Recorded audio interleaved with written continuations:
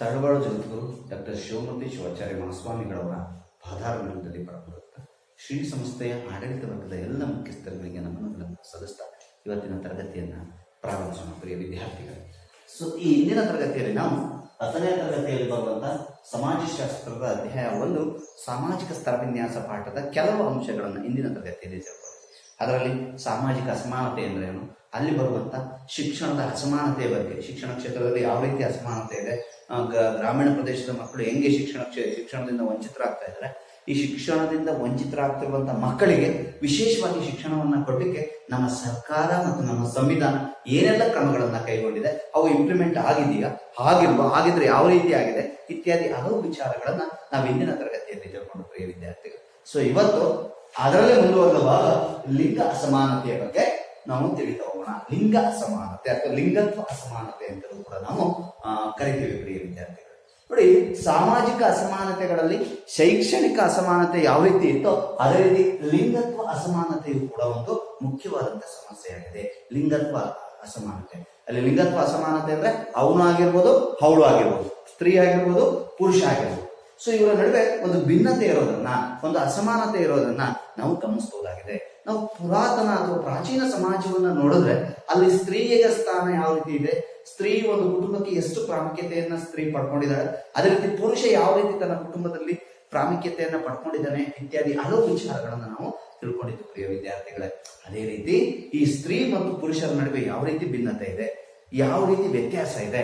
ಉದಾಹರಣೆಗೆ ಒಂದು ಶಿಕ್ಷಣ ಅಂದ ತಕ್ಷಣ ನಮ್ಮ ಮನಸ್ಸಿನಲ್ಲಿ ನನ್ನ ಮಗ ಚೆನ್ನಾಗಿ ಓದಪ್ಪ ಅಂತ ಹೇಳಿದ್ರೆ, ಒಂದು ಹೆಣ್ಮಗಳು ಓದ್ತಾ ಇದ್ದಾಳೆ ಅಂದ್ರೆ ಎಲ್ಲೋ ಒಂದ್ ಕಡೆ ನಮ್ಮ ಆ ಒಂದು ಫೋರ್ಸ್ ಏನಾಗಿರುತ್ತೆ, ಕಡಿಮೆ ಆಗಿರುತ್ತೆ. ಯಾಕೆಂದ್ರೆ ಎಷ್ಟು ಓದಿಸಿದ್ರು ಕೂಡ ಹೆಣ್ಮಗಳು ನಮ್ಮಲ್ಲೇ ಇರಲ್ಲ, ಕೊಟ್ಟ ಮನೆಗೆ ಹೋಗ್ತಾಳೆ ಅನ್ನೋ ಒಂದು ಭಾವನೆ.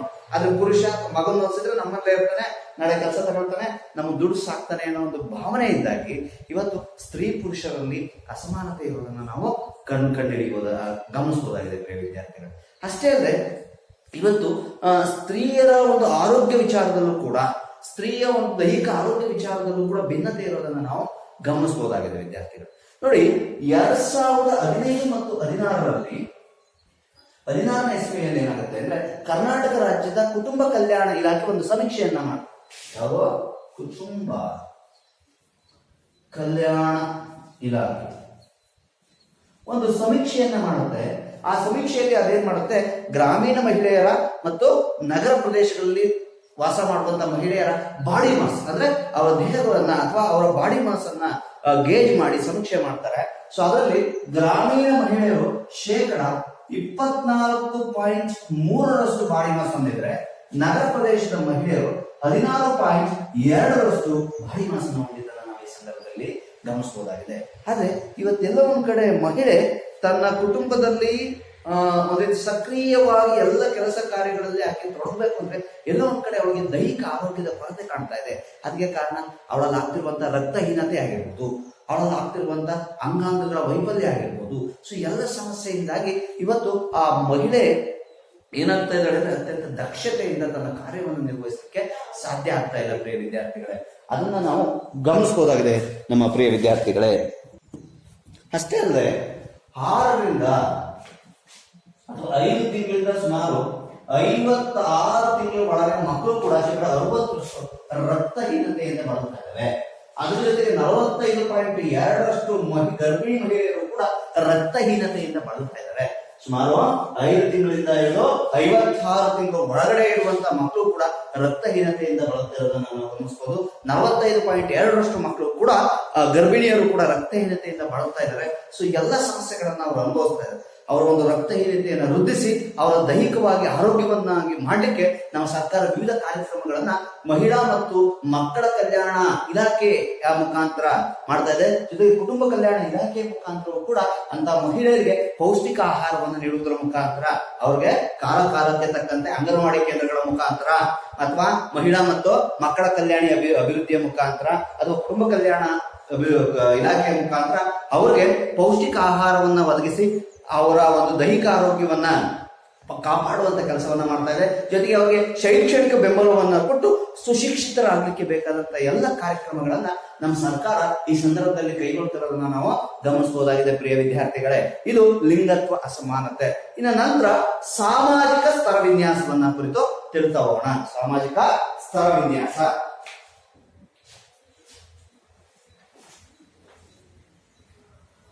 ಏನು ಸಾಮಾಜಿಕ ಸ್ತರ ವಿನ್ಯಾಸ ಅಂದ್ರೇನು? ಸಾಮಾಜಿಕ ಸ್ತರ ವಿನ್ಯಾಸದ ಲಕ್ಷಣಗಳೇನು? ಸಾಮಾಜಿಕ ಸ್ತರ ವಿನ್ಯಾಸದ ಪ್ರಕಾರಗಳು, ರೂಪಗಳೇನು? ನಂತರ ಅಸ್ಪೃಶ್ಯತೆ ಅಂದ್ರೇನು? ಅಸ್ಪೃಶ್ಯತೆಯನ್ನು ಹೋಗಲಾಡಿಸ್ಲಿಕ್ಕೆ ಏನೆಲ್ಲ ಕ್ರಮಗಳನ್ನು ನಮ್ಮ ಸರ್ಕಾರ ಕೈಗೊಂಡಿದೆ ಅನ್ನೋದನ್ನ ತಿಳ್ಕೊಳ್ತಾ ಹೋಗೋಣ ಪ್ರಿಯ ವಿದ್ಯಾರ್ಥಿಗಳೇ. ಏನು ಸಾಮಾಜಿಕ ಸ್ತರ ವಿನ್ಯಾಸ ಅಂದ್ರೆ?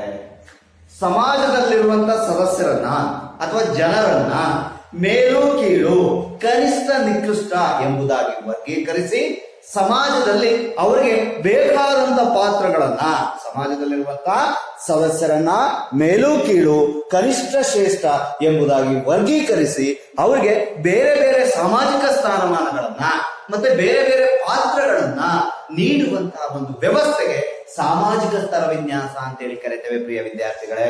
ಸಮಾಜದಲ್ಲಿರುವಂತಹ ಸದಸ್ಯರನ್ನ, ಜನರನ್ನ ಮೇಲು ಕೀಳು, ಕನಿಷ್ಠ ನಿಕೃಷ್ಟ, ಗರಿಷ್ಠ ಎಂಬುದಾಗಿ ವರ್ಗೀಕರಿಸಿ ಅವರಿಗೆ ಬೇರೆ ಬೇರೆಯಾದಂತಹ ಸಾಮಾಜಿಕ ಸ್ಥಾನಮಾನಗಳನ್ನ, ಪಾತ್ರಗಳನ್ನ ನೀಡುವಂತ ವ್ಯವಸ್ಥೆಗೆ ಸಾಮಾಜಿಕ ಸ್ತರ ವಿನ್ಯಾಸ ಅಂತೇಳಿ ಕರೆಯುತ್ತೇವೆ. ಸಮಾಜದಲ್ಲಿ ನೀನು ಉನ್ನತ ವರ್ಗದಲ್ಲಿದೆಯಾ ಅಥವಾ ನಿಮ್ಗೆ ಉನ್ನತವಾದಂತ ಹುದ್ದೆ, ಸಮಾಜದಲ್ಲಿ ನೀನು ಕೆಳ ಹಂತದಲ್ಲಿದೆಯಾ, ಕೆಳ ಜಾತಿಯಲ್ಲಿದೆಯಾ, ಕೆಳ ಹಂತದ ಹುದ್ದೆ, ಈ ರೀತಿಯಾಗಿ ಸಮಾಜ ಇವತ್ತೇನಾಗಿದೆ ಅವರ ಒಂದು ಜಾತಿ, ಅವರ ಒಂದು ಧರ್ಮ, ಅವರ ಒಂದು ಲಿಂಗ, ಅವರ ಒಂದು ಸಂಪತ್ತಿನ ಮೇಲೆ ಏನಾಗಿದೆ ಏಣಿ ಶ್ರೇಣಿ ವ್ಯವಸ್ಥೆಯಲ್ಲಿ ಏನಾಗಿದೆ ಏಣಿ ಶ್ರೇಣಿ ವ್ಯವಸ್ಥೆಯಲ್ಲಿ ವಿಂಗಡಣೆ ಆಗಿದೆ. ಅಂತ ಒಂದು ಸಮಾಜದಲ್ಲಿ ಸಾಮಾಜಿಕ ಸ್ತರ ವಿನ್ಯಾಸ ಇರೋದನ್ನ ನಾವು ಗಮನಿಸಬಹುದಾಗಿದೆ ಪ್ರಿಯ ವಿದ್ಯಾರ್ಥಿಗಳೇ. ಸೊ ಒಂದು ಮಾರ್ಕ್ಸ್ಗೆ ಎಕ್ಸಾಮ್ ಅಲ್ಲಿ ಕೇಳಬಹುದು ಏನಂತ, ಸಾಮಾಜಿಕ ಸ್ತರ ವಿನ್ಯಾಸ ಎಂದರೇನು? ಏನು ಸಾಮಾಜಿಕ ಸ್ತರ ವಿನ್ಯಾಸ ಅಂದ್ರೆ ಸಮಾಜದಲ್ಲಿರುವಂತ ಜನರನ್ನ ಅಥವಾ ಸದಸ್ಯರನ್ನ, ಯಾಕಂದ್ರೆ ಮಾನವ ವಾಸ ಮಾಡೋದು ಸಮಾಜದಲ್ಲಿ, ಅದರಿಂದ ಸಮಾಜದಲ್ಲಿರುವಂತ ಜನರನ್ನ ಅಥವಾ ಸಮಾಜದಲ್ಲಿರುವಂತ ಸದಸ್ಯರನ್ನ ಏನಾಗಿ ಸಮಾಜದಲ್ಲಿರುವಂತಹ ಸದಸ್ಯರನ್ನ ಮೇಲು ಕೀಳು, ಕನಿಷ್ಠ ಗರಿಷ್ಠ ಎಂಬುದಾಗಿ ವರ್ಗೀಕರಿಸಿ ಅವರಿಗೆ ಬೇರೆ ಬೇರೆ ರೀತಿಯಾದಂತಹ ಸಾಮಾಜಿಕ ಸ್ಥಾನಮಾನಗಳನ್ನ, ಪಾತ್ರಗಳನ್ನ ನೀಡುವಂತ ಒಂದು ವ್ಯವಸ್ಥೆಗೆ ಸಾಮಾಜಿಕ ಸ್ತರ ವಿನ್ಯಾಸ ಅಂತೇಳಿ ಕರೀತೇವೆ. ಇದು ಭಾರತದ ಸಮಾಜದಲ್ಲಿ ಹಿಂದೆ ಬಹಳ ಉತ್ಕೃಷ್ಟವಾಗಿತ್ತು, ಆದ್ರೆ ಇವತ್ತಿನ ಪ್ರಮಾಣದಲ್ಲಿ ಅದು ಕಡಿಮೆ ಆಗ್ತಾ ಇದೆ.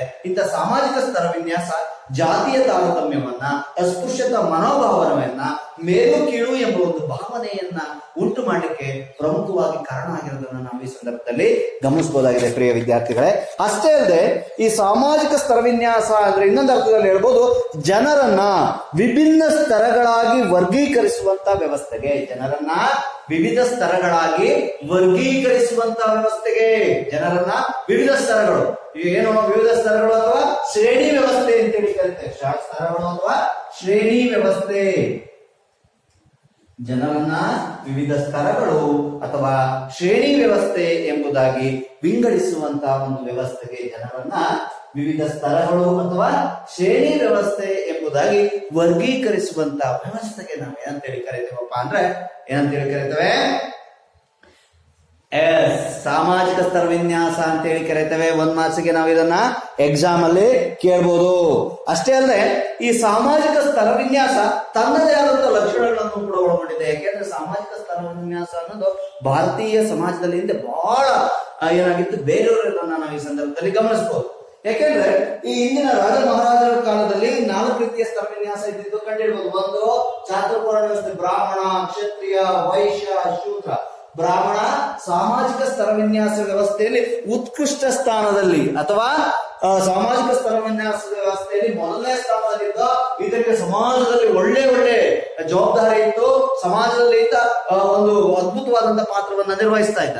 ಎರಡನೇ ಸ್ಥಾನದಲ್ಲಿ ಕ್ಷತ್ರಿಯ ಇರ್ತಾ ಇದ್ದ, ಈತ ಸಮಾಜದಲ್ಲಿ ಅಥವಾ ಸಾಮಾಜಿಕ ಸ್ತರ ವಿನ್ಯಾಸದ ಶ್ರೇಣಿ ವ್ಯವಸ್ಥೆಯಲ್ಲಿ 2ನೇ ಸ್ಥಾನವನ್ನ ಪಡ್ಕೊಂಡಿದ್ದ ಕ್ಷತ್ರಿಯ. ಸೊ ಇನ್ನು 3ನೇ ಸ್ಥಾನವನ್ನ ವೈಶ್ಯ ಪಡ್ಕೊಂಡಿದ್ದ. ಯಾರು ವೈಶ್ಯ ಅಂದ್ರೆ ವ್ಯಾಪಾರ ಮಾಡೋದು, ಸಾಮ್ರಾಜ್ಯದಲ್ಲಿ, ರಾಜನ ಸಾಮ್ರಾಜ್ಯದಲ್ಲಿ ವ್ಯಾಪಾರ ಮಾಡೋನ್ಗೆ ವೈಶ್ಯ ಅಂತೇಳಿ ಕರಿತೇವೆ. ವೈಶ್ಯ ಈ ಒಂದು ಚಾತುರ್ವರ್ಣ ವ್ಯವಸ್ಥೆಯಲ್ಲಿ ಅಥವಾ ಅಂದಿನ ಶ್ರೇಣಿ ವ್ಯವಸ್ಥೆಯಲ್ಲಿ ಅಥವಾ ಸಾಮಾಜಿಕ ಸ್ತರ ವಿನ್ಯಾಸ ವ್ಯವಸ್ಥೆಯಲ್ಲಿ 3ನೇ ಸ್ಥಾನವನ್ನ ಪಡ್ಕೊಂಡಿದ್ದ ಪ್ರಿಯ ವಿದ್ಯಾರ್ಥಿಗಳೇ. ಇನ್ನು ಕೊನೆಯ ಸ್ಥಾನವನ್ನ ಶೂದ್ರ ಪಡ್ಕೊಂಡಿದ್ದ. ಚಾತುರ್ವರ್ಣ ವ್ಯವಸ್ಥೆಯಲ್ಲಿ ಅಥವಾ ಸಾಮಾಜಿಕ ಸ್ತರ ವಿನ್ಯಾಸದ ಕೊನೆಯ ಹಂತವನ್ನ ಶೂದ್ರ ಪಡ್ಕೊಂಡಿದ್ದನ್ನ ನಾವು ಈ ಸಂದರ್ಭದಲ್ಲಿ ಗಮನಿಸಬಹುದಾಗಿದೆ ಪ್ರಿಯ ವಿದ್ಯಾರ್ಥಿಗಳೇ. ಚಾತುರ್ವರ್ಣ ವ್ಯವಸ್ಥೆಯಲ್ಲಿ ಬ್ರಾಹ್ಮಣ, ಕ್ಷತ್ರಿಯ, ವೈಶ್ಯ, ಶೂದ್ರ ಎಂಬುದಾಗಿ ಪ್ರಾಚೀನ ಒಂದು ರಾಜ ಮಹಾರಾಜರ ಕಾಲದಲ್ಲಿ ಇದ್ದಂತಹ ಒಂದು ಚಾತುರ್ವರ್ಣ ವ್ಯವಸ್ಥೆ ಇರೋದನ್ನ ನಾವು ಈ ಸಂದರ್ಭದಲ್ಲಿ ಗಮನಿಸಬಹುದಾಗಿದೆ ಪ್ರಿಯ ವಿದ್ಯಾರ್ಥಿಗಳೇ. ಅಷ್ಟೇ ಅಲ್ಲದೆ ಈ ಸಾಮಾಜಿಕ ಸ್ತರ ವಿನ್ಯಾಸ ತನ್ನದೇ ಆದಂತ ಲಕ್ಷಣಗಳನ್ನ ನಾವು ಗಮನಿಸಬಹುದು. ಸೊ ಆ ಲಕ್ಷಣಗಳನ್ನ ಒಂದೊಂದನ್ನೇ ನಾವು ತಿಳ್ಕೊಳ್ಳೋಣ. ಏನು ನೆಕ್ಸ್ಟ್? ಸಾಮಾಜಿಕ ಸ್ತರ ವಿನ್ಯಾಸದ ಲಕ್ಷಣಗಳು. ಸಾಮಾಜಿಕ ಸ್ತರ ವಿನ್ಯಾಸದ ಲಕ್ಷಣಗಳು. ಈಗಾಗಲೇ ಗೊತ್ತಾಗಿದೆ ಏನು ಸಾಮಾಜಿಕ ಸ್ತರ ವಿನ್ಯಾಸ ಅಂದ್ರೆ? ಸಮಾಜದಲ್ಲಿರುವಂತಹ ಜನರನ್ನ ಮೇಲು ಕೀಳು, ಕನಿಷ್ಠ ಗರಿಷ್ಠ ಎಂಬುದಾಗಿ ವರ್ಗೀಕರಿಸಿ ಅವರಿಗೆ ಸಮಾಜದಲ್ಲಿ ಬೇರೆ ಬೇರೆ ಸ್ಥಾನಮಾನಗಳನ್ನ, ಬೇರೆ ಬೇರೆ ಪಾತ್ರಗಳನ್ನ ನೀಡುವಂತಹ ವ್ಯವಸ್ಥೆಗೆ ಸಾಮಾಜಿಕ ಸ್ತರ ವಿನ್ಯಾಸ ಅಂತೇಳಿ ಕರೀತೇವೆ. ಇನ್ನೊಂದು ಅರ್ಥದಲ್ಲಿ ಹೇಳೋದಾದ್ರೆ ಸಮಾಜದಲ್ಲಿರುವಂತಹ ಜನರನ್ನ ಶ್ರೇಣೀಕೃತ ವ್ಯವಸ್ಥೆಯಲ್ಲಿ ವರ್ಗೀಕರಿಸೋದು ಅಥವಾ ಜನರನ್ನ ಶ್ರೇಣೀಕೃತ ವ್ಯವಸ್ಥೆಯಲ್ಲಿ ವರ್ಗೀಕರಿಸೋದಕ್ಕೆ ಸಾಮಾಜಿಕ ಸ್ತರ ವಿನ್ಯಾಸ ಅಂತೇಳಿ ಕರೀತೇವೆ. ಈಗ ನೆಕ್ಸ್ಟ್ ಸಾಮಾಜಿಕ ಸ್ತರ ವಿನ್ಯಾಸದ ಲಕ್ಷಣಗಳು. ಈ ಲಕ್ಷಣಗಳಲ್ಲಿ ಒಂದನೇದು ಸಾಮಾಜಿಕ ಸ್ತರ ವಿನ್ಯಾಸವು ಸಾಮಾಜಿಕವಾದದ್ದು. ಸೊ ಒಂದನೇ ಲಕ್ಷಣ ಸಾಮಾಜಿಕ ಸ್ತರ ವಿನ್ಯಾಸವು ಸಾಮಾಜಿಕವಾಗಿದೆ, ಸಾಮಾಜಿಕವಾದುದು. ನೋಡಿ, ಈ ಸಾಮಾಜಿಕ ಸ್ತರ ವಿನ್ಯಾಸ ಅನ್ನೋದು ಒಂದು ಸಾಮಾಜಿಕವಾದಂತಹ ಒಂದು ವ್ಯವಸ್ಥೆ ಅಡಿಯ ಇರೋದನ್ನ ನಾವು ಈ ಸಂದರ್ಭದಲ್ಲಿ ಗಮನಿಸಬಹುದಾಗಿದೆ ಪ್ರಿಯ ವಿದ್ಯಾರ್ಥಿಗಳೇ. ಈ ಸಾಮಾಜಿಕ ಸ್ತರ ವಿನ್ಯಾಸ ಅನ್ನೋದು ಕೇವಲ ಅವತನ ಒಬ್ಬ ವ್ಯಕ್ತಿಯ ದೈಹಿಕ ಸಾಮರ್ಥ್ಯಕ್ಕೆ ಅನುಗುಣವಾಗಿ ನಾವು ಆ ಸಾಮಾಜಿಕ ಸ್ತರ ವಿನ್ಯಾಸ ಅನ್ನೋದನ್ನ ಗುರುತಿಸೋದಿಲ್ಲ. ಒಬ್ಬ ವ್ಯಕ್ತಿ ಉದ್ದವಾಗಿದ್ದಾನೆ, ದಪ್ಪವಾಗಿದ್ದಾನೆ, ಸುಂದರವಾಗಿದ್ದಾನೆ, ಬೆಳ್ಳಗಿದ್ದಾನೆ, ಕಪ್ಪುಗಾಯಿದ್ದಾನೆ ಎಂಬ ಒಂದು ಆತನ ದೈಹಿಕ ಲಕ್ಷಣಗಳಿಂದ ನಾವು ಸಾಮಾಜಿಕ ಸ್ತರ ವಿನ್ಯಾಸವನ್ನ ಗುರುತಿಸೋದಿಲ್ಲ ಪ್ರಿಯ ವಿದ್ಯಾರ್ಥಿಗಳೇ. ನಾವು ಸಾಮಾಜಿಕ ಸ್ತರ ವಿನ್ಯಾಸವನ್ನ ಗುರುತಿಸೋದು ಆ ವ್ಯಕ್ತಿಯ ಸಮಾಜದಲ್ಲಿ ಆ ವ್ಯಕ್ತಿ ಯಾವ ರೀತಿಯಾದಂತಹ ಸ್ಥಾನಮಾನಗಳನ್ನ ಪಡ್ಕೊಂಡಿದ್ದಾನೆ, ಸಮಾಜದಲ್ಲಿ ಆತನಿಗಿರುವಂತಹ ಸ್ಥಾನ ಎಂತದ್ದು, ಆತನಿಗಿರುವಂತಹ ಪ್ರಾಮುಖ್ಯತೆ ಎಂತದ್ದು, ಸಮಾಜದಲ್ಲಿ ಜನರು ಅವನಿಗೆ ಯಾವ ರೀತಿಯಾದಂತಹ ಸ್ಥಾನಮಾನಗಳನ್ನ ನೀಡ್ತಾರೆ ಅನ್ನೋದನ್ನ ಗಣನೆಯಲ್ಲಿಟ್ಕೊಂಡು ನಾವು ಇದನ್ನ ಗುರುತಿಸ್ತೀವಿ ಹೊರತು ಆ ವ್ಯಕ್ತಿಯ ದೈಹಿಕತೆಯನ್ನಾಗ್ಲಿ, ಆ ವ್ಯಕ್ತಿ ಎತ್ತರವಾಗಿದ್ದಾನೆ, ಆ ವ್ಯಕ್ತಿ ಬಲಿಷ್ಠವಾಗಿದ್ದಾನೆ ಅಂದ್ಬಿಟ್ಟು ನಾವು ಸಾಮಾಜಿಕ ಸ್ತರ ವಿನ್ಯಾಸ ವ್ಯವಸ್ಥೆಯಲ್ಲಿ ಆತನನ್ನ ಗುರುತಿಸೋದಿಲ್ಲ.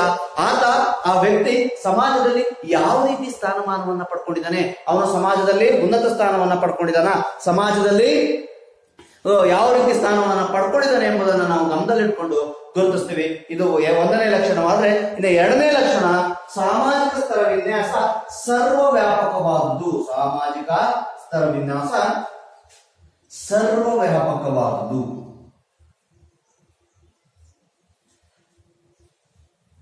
ಅರ್ಥ ಮಾಡ್ಕೊಳ್ಳಿ ವಿದ್ಯಾರ್ಥಿಗಳೇ, ಈ ಸಾಮಾಜಿಕ ಸ್ತರ ವಿನ್ಯಾಸ ಅನ್ನೋದು ಪ್ರಪಂಚದ ಎಲ್ಲ ಸ್ತರಗಳಲ್ಲೂ ಇದೆ. ಪ್ರಪಂಚದ ಎಲ್ಲ ದೇಶಗಳಲ್ಲೂ ಕೂಡ ಈ ಸಾಮಾಜಿಕ ಸ್ತರ ವಿನ್ಯಾಸ ಇರೋದನ್ನ ನಾವು ಗಮನಿಸಬಹುದು.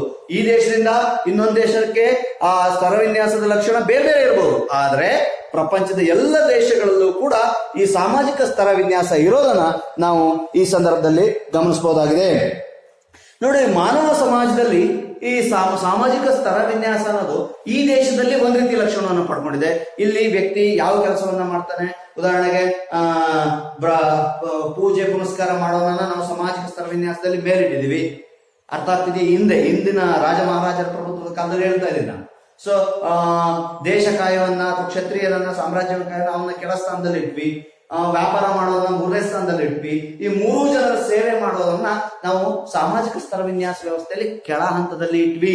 ಸೊ ಇದು ಸರ್ವವ್ಯಾಪಕವಾದಂತಹ ಲಕ್ಷಣವನ್ನ ಹೊಂದಿದೆ. ಇದೇ ರೀತಿಯಾದಂತಹ ಲಕ್ಷಣ ಬೇರೆ ದೇಶಗಳಲ್ಲೂ ಇದೆ, ಆದ್ರೆ ಅಲ್ಲಿರುವಂತಹ ಒಂದು ಭೌಗೋಳಿಕ ಲಕ್ಷಣ, ಅಲ್ಲಿರುವಂತಹ ಸಮಾಜದ ರೂಢಿ ಸಂಪ್ರದಾಯಗಳು ಇತ್ಯಾದಿ ಆಧಾರಗಳ ಮೇಲೆ ಅದು ನಿರ್ಧರಿತ ಆಗಿರೋದನ್ನ ನಾವು ಈ ಸಂದರ್ಭದಲ್ಲಿ ಕಾಣಬಹುದಾಗಿದೆ ಪ್ರಿಯ ವಿದ್ಯಾರ್ಥಿಗಳೇ.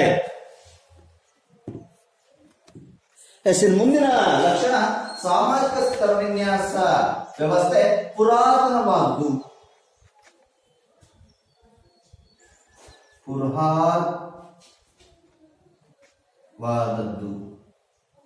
ಸಾಮಾಜಿಕ ಸ್ತರ ವಿನ್ಯಾಸ ವ್ಯವಸ್ಥೆ ಪುರಾತನವಾದದ್ದು. ಏನು ಸಾಮಾಜಿಕ ಸ್ತರ ವಿನ್ಯಾಸ ವ್ಯವಸ್ಥೆ ಪುರಾತನವಾದದ್ದು? ನೋಡಿ, ಈ ಸಾಮಾಜಿಕ ಸ್ತರ ವಿನ್ಯಾಸ ವ್ಯವಸ್ಥೆ ಎಂಬುದು ಪುರಾತನ ಕಾಲದಿಂದ ಅಸ್ತಿತ್ವದಲ್ಲಿದೆ. ಇವತ್ತು ನೆನೆದಲ್ಲ ಇದು. ಮಾನವ ಯಾವಾಗ ಆದಿವಾಸಿಯಾಗಿದ್ದ ಒಂದ್ ಕಡೆಯಿಂದ ಇನ್ನೊಂದು ಕಡೆಗೆ ಆತ ವಲಸೆ ಹೋಗ್ತಾ ಇದ್ದ ಆ ಕಾಲದಿಂದ ಹಿಡಿದು ಇವತ್ತಿನ ಪ್ರಾಚೀನ ಸಮಾಜದಲ್ಲೂ ಕೂಡ ಈ ಒಂದು ಸಾಮಾಜಿಕ ಸ್ತರ ವಿನ್ಯಾಸ ವ್ಯವಸ್ಥೆ ಇದೆ. ಆಗಿನ ಕಾಲದಲ್ಲೂ ಕೂಡ ಸಮಾಜದಲ್ಲಿ ಆದಿವಾಸಿ ಜನಾಂಗಗಳಲ್ಲೂ ಕೂಡ ಆ ಜನಾಂಗದಲ್ಲಿರುವಂತಹ ಒಬ್ಬ ಬಲಿಷ್ಠ ವ್ಯಕ್ತಿಯನ್ನ ಅಲ್ಲಿ ಸ್ವಲ್ಪ ಜ್ಞಾನ ಇರುವಂತಹ ವ್ಯಕ್ತಿಯನ್ನ, ಸ್ವಲ್ಪ ಆಕರ್ಷಕವಾಗಿರುವಂತಹ ವ್ಯಕ್ತಿಯನ್ನ ಏನ್ ಮಾಡ್ತಾ ಇದ್ರು, ತಮ್ಮ ಆದಿವಾಸಿ ಪಂಗಡದ ಮುಖ್ಯಸ್ಥನನ್ನಾಗಿ ಮಾಡ್ಕೊಳ್ತಾ ಇದ್ರು. ಯಾರು ಬೇಕು ಅವ್ರು ಮಾಡ್ತಿರ್ಲಿಲ್ಲ. ಸ್ವಲ್ಪ ಬಲಿಷ್ಠವಾಗಿದ್ದಾನೆ, ಸ್ವಲ್ಪ ಬುದ್ಧಿಶಕ್ತಿಯನ್ನ ಹೊಂದಿದ್ದಾನೆ ಅನ್ನೋ ವ್ಯಕ್ತಿಯನ್ನ ಮಾತ್ರ ಅವ್ರು ಏನ್ ಮಾಡ್ಕೊಳ್ತಾ ಇದ್ರು, ಆಯ್ಕೆ ಮಾಡ್ಕೊಂಡು ತಮ್ಮ ಸಮಾಜದ, ತಮ್ಮ ಪಂಗಡದ, ತಮ್ಮ ಬುಡಕಟ್ಟಿನ ಮುಖ್ಯಸ್ಥರನ್ನಾಗಿ ಮಾಡ್ತಾ ಇದ್ರು. ಅದೇ ರೀತಿ ಪ್ರಾಚೀನ ಸಮಾಜದಲ್ಲೂ ಕೂಡ ಹಾಗೆ ಇದೆ. ಯಾರು ವಿದ್ಯಾವಂತನಾಗಿರ್ತಾನೋ, ರಾಜಕೀಯ ಇಚ್ಛಾಸಕ್ತಿಯನ್ನು ಹೊಂದಿರ್ತಾನೋ, ಭವಿಷ್ಯದ ಆಗು ಹೋಗುಗಳ ಬಗ್ಗೆ ಸಮಗ್ರವಾದಂತ ಅರಿವನ್ನು ಹೊಂದಿರ್ತಾನೋ, ಅವನಿಗೆ ಸಮಾಜದಲ್ಲಿ ಉನ್ನತ ಸ್ಥಾನಮಾನ ಇದೆ. ಸಮಾಜ ಅವನನ್ನ ಏನ್ ಮಾಡುತ್ತೆ, ಪುರಸ್ಕಾರ ಮಾಡುತ್ತೆ, ಅವನ ಗೌರವವನ್ನ ಕೊಡುತ್ತೆ, ಅವನನ್ನ ಉನ್ನತ ರೀತಿಯಲ್ಲಿ ಆತನನ್ನು ಸ್ವೀಕರಿಸುತ್ತೆ. ಇದು ಕೇವಲ ಇವತ್ತಿನ ಸಮಾಜದಲ್ಲಿ ಇರದೆ ಪ್ರಾಚೀನ ಕಾಲದ ಸಮಾಜದಿಂದಲೂ ಕೂಡ ಈ ಒಂದು ವ್ಯವಸ್ಥೆ ಇರೋದನ್ನ ನಾವು ಗಮನಿಸಬಹುದಾಗಿದೆ. ಅದರಿಂದ ಹೇಳ್ಬೋದು, ನಾವು ಸಾಮಾಜಿಕ ಸ್ತರ ವಿನ್ಯಾಸ ವ್ಯವಸ್ಥೆ ಪುರಾತನವಾದದ್ದು, ಪುರಾತನ ಕಾಲದಿಂದಲೂ ಕೂಡ ಅಸ್ತಿತ್ವದಲ್ಲಿದ್ದು ಮುಂದುವರೆದುಕೊಂಡು ಬಂದಿದೆ ಅನ್ನೋದನ್ನ ನಾವು ಈ ಸಂದರ್ಭದಲ್ಲಿ ನಾವು ಗಮನಿಸಬಹುದಾಗಿದೆ ಪ್ರಿಯ ವಿದ್ಯಾರ್ಥಿಗಳೇ. ಇನ್ನ ಕೊನೆಯ ಪ್ರಮುಖವಾದಂತಹ ಲಕ್ಷಣವನ್ನ ನೋಡೋದಾದ್ರೆ, ಸಾಮಾಜಿಕ ಸ್ತರ ವಿನ್ಯಾಸ ವ್ಯವಸ್ಥೆ ವಿವಿಧ ರೂಪದಲ್ಲಿದೆ. ಸಾಮಾಜಿಕ ಸ್ತರ ವಿನ್ಯಾಸ ವ್ಯವಸ್ಥೆ ವಿವಿಧ ರೂಪದಲ್ಲಿದೆ. ಸ್ತರ ವಿನ್ಯಾಸ ವ್ಯವಸ್ಥೆ ವಿವಿಧ ರೂಪದಲ್ಲಿದೆ. ಕೊನೆಯ ಲಕ್ಷಣ ನೋಡಿ, ಸಾಮಾಜಿಕ ಸ್ತರ ವಿನ್ಯಾಸ ವ್ಯವಸ್ಥೆ ವಿವಿಧ ರೂಪದಲ್ಲಿದೆ. ಏನು ವಿವಿಧ ರೂಪದಲ್ಲಿದೆ? ಪ್ರಪಂಚದ ಎಲ್ಲ ದೇಶಗಳಲ್ಲೂ ಕೂಡ ಸಾಮಾಜಿಕ ಸ್ತರ ವಿನ್ಯಾಸ ವ್ಯವಸ್ಥೆ ಇರೋದನ್ನು ನಾವು ಗಮನಿಸಬಹುದಾಗಿದೆ. ಎಲ್ಲ ದೇಶಗಳಲ್ಲೂ ಇದೆ. ಎಲ್ಲ ದೇಶಗಳಲ್ಲೂ ಕೂಡ ಆಯಾ ಸಮಾಜದಲ್ಲಿ ಏಣಿ ಶ್ರೇಣಿ ಪದ್ಧತಿ ಇದೆ.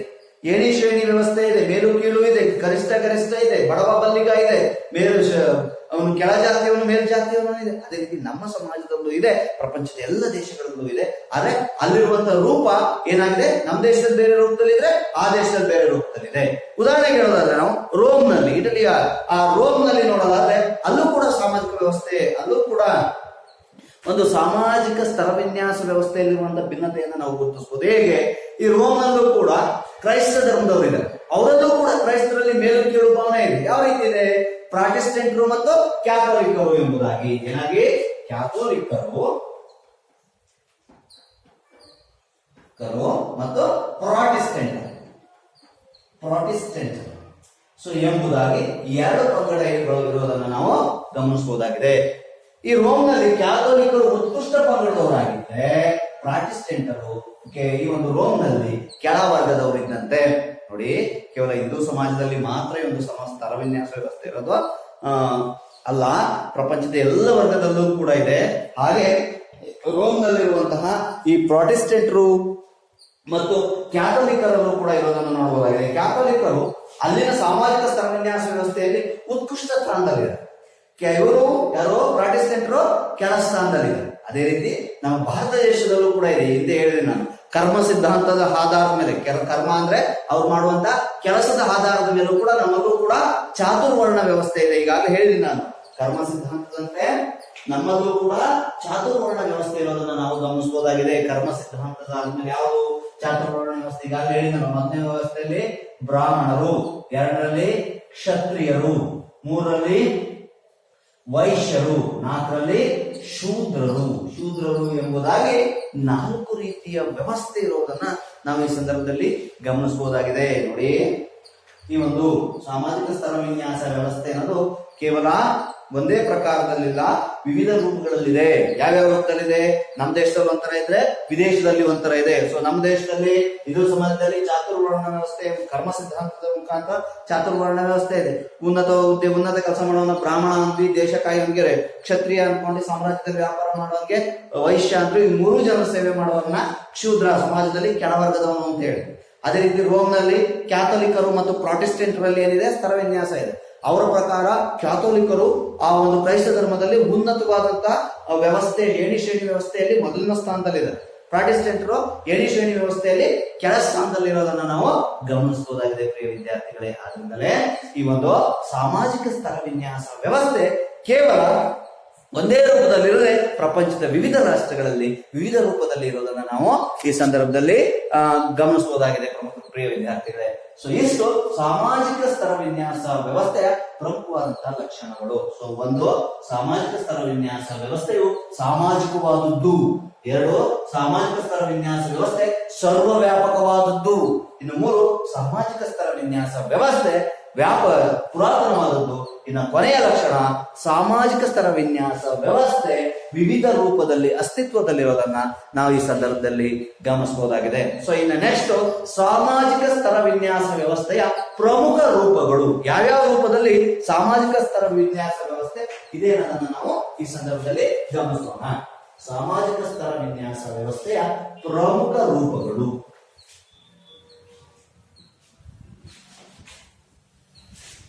ಯಾವ್ಯಾವ ರೂಪದಲ್ಲಿದೆ ಅಂತ, ಸಾಮಾಜಿಕ ಸ್ತರ ವಿನ್ಯಾಸ ವ್ಯವಸ್ಥೆಯ ರೂಪಗಳು. ಯಾವ್ಯಾವ ರೂಪದಲ್ಲಿ ಸಾಮಾಜಿಕ ಸ್ತರ ವಿನ್ಯಾಸ ವ್ಯವಸ್ಥೆ ಇದೆ ಅನ್ನೋದನ್ನ ತಿಳ್ಕೊಳ್ಳೋಣ. ನೆಕ್ಸ್ಟ್, ಸಾಮಾಜಿಕ ಸ್ತರ ವಿನ್ಯಾಸ ವ್ಯವಸ್ಥೆ ವಿವಿಧ ರೂಪಗಳು. ನೋಡಿ ಪ್ರಿಯ ವಿದ್ಯಾರ್ಥಿಗಳ, ಹಿಂದಿನ ಲಕ್ಷಣಗಳಲ್ಲಿ ಹೇಳಿದಂತೆ ಸಾಮಾಜಿಕ ಸ್ತರ ವಿನ್ಯಾಸ ಎಂಬುದು ಕೇವಲ ನಮ್ಮ ದೇಶದಲ್ಲಿ ಮಾತ್ರ ಇರುತ್ತೆ, ಪ್ರಪಂಚದ ಎಲ್ಲ ದೇಶಗಳಲ್ಲೂ ಕೂಡ ಇರೋದನ್ನು ನಾವು ಗಮನಿಸಬಹುದಾಗಿದೆ. ಆದ್ರೆ ಎಲ್ಲ ಕಡೆಯೂ ಕೂಡ ಒಂದೇ ರೀತಿ ಇಲ್ಲ. ಆಯಾ ದೇಶದ ಪರಿಸ್ಥಿತಿಗನುಗುಣವಾಗಿ ಅಲ್ಲಿ ಸಾಮಾಜಿಕ ಸ್ತರ ವಿನ್ಯಾಸ ವ್ಯವಸ್ಥೆ ಏನಾಗಿದೆ, ವಿಭಿನ್ನವಾಗಿದೆ, ವಿವಿಧ ರೂಪಗಳಲ್ಲಿದೆ. ಸೊ ಅವುಗಳನ್ನ ಒಂದೊಂದನ್ನೇ ತಿಳ್ಕೊಳ್ತಾ ಹೋಗೋಣ. ಕೆಲವು ರಾಷ್ಟ್ರಗಳಲ್ಲಿ ಯಾವ ರೀತಿ ಇದೆ, ಆದಿವಾಸಿ ಸಮಾಜ, ಮತ್ತೊಂದು ರಾಷ್ಟ್ರಗಳಲ್ಲಿ ಗುಲಾಮಗಿರಿ ಪದ್ಧತಿಯ ಮುಖಾಂತರ ಇದೆ, ಕೆಲವು ರಾಷ್ಟ್ರಗಳಲ್ಲಿ ಎಸ್ಟೇಟ್ ಪದ್ಧತಿ, ಮತ್ತು ಕೆಲವುಗಳಲ್ಲಿ ವರ್ಣ ವ್ಯವಸ್ಥೆ, ಮತ್ತು ಕೆಲವುಗಳಲ್ಲಿ ಜಾತಿ ವ್ಯವಸ್ಥೆ ಎಂಬುದಾಗಿ ಈ ಒಂದು ಸ್ತರ ವಿನ್ಯಾಸದ ಪದ್ಧತಿ ಏನಾಗಿದೆ, ಪ್ರಪಂಚದ ಆ ರಾಷ್ಟ್ರಗಳ ಆ ಒಂದು ಭೌಗೋಳಿಕ, ಆರ್ಥಿಕ, ರಾಜಕೀಯ ಲಕ್ಷಣಗಳ ಆಧಾರದ ಮೇಲೆ ವಿಭಿನ್ನತೆಯನ್ನ ಪಡ್ಕೊಂಡಿರೋದನ್ನ, ವಿವಿಧ ರೂಪಗಳನ್ನ ಪಡ್ಕೊಂಡಿರೋದನ್ನ ನಾವು ಗಮನಿಸಬಹುದಾಗಿದೆ. ಕೆಲವು ರಾಷ್ಟ್ರಗಳಲ್ಲಿ ಆದಿವಾಸಿ ಸಮಾಜದಲ್ಲಿ ಇರೋದನ್ನ ಗಮನಿಸಬಹುದು, ಇನ್ನು ಕೆಲವುಗಳಲ್ಲಿ ಗುಲಾಮಗಿರಿ ಪದ್ಧತಿಯ ಮುಖಾಂತರ ಸ್ತರ ವಿನ್ಯಾಸ ಇರೋದನ್ನ ಗಮನಿಸಬಹುದು. ಇನ್ನು ಕೆಲವು ರಾಷ್ಟ್ರಗಳಲ್ಲಿ ಎಸ್ಟೇಟ್ ಪದ್ಧತಿಗಳ ಮುಖಾಂತರ, ಎಸ್ಟೇಟ್ ಪದ್ಧತಿ ಇದ್ರೂ ಕೂಡ ಮೇಲು ಕೀಳು ಪದ್ಧತಿ, ಸೊ ಆ ಒಂದು ವ್ಯವಸ್ಥೆಯ ಮುಖಾಂತರವೂ ಕೂಡ ಸಾಮಾಜಿಕ ಸ್ತರ ವಿನ್ಯಾಸ ಪದ್ಧತಿ ಇರೋದನ್ನ ಗಮನಿಸಬಹುದು. ಇನ್ನು ಕೆಲವು ವ್ಯವಸ್ಥೆಗಳಲ್ಲಿ ವರ್ಣ ವ್ಯವಸ್ಥೆ, ವರ್ಣಗಳು ಅಂದ್ರೆ ಜಾತಿಗಳಿಗೆ ಹೇಳಿದ್ರು, ವರ್ಣ ಚಾತುರ್ವರ್ಣ. ಯಾವುದು ಚಾತುರ್ ಅಂದ್ರೆ 4 ವರ್ಣಗಳು, ಒಂದು ಬ್ರಾಹ್ಮಣ, ಕ್ಷತ್ರಿಯ, ವೈಶ್ಯ, ಶೂದ್ರ.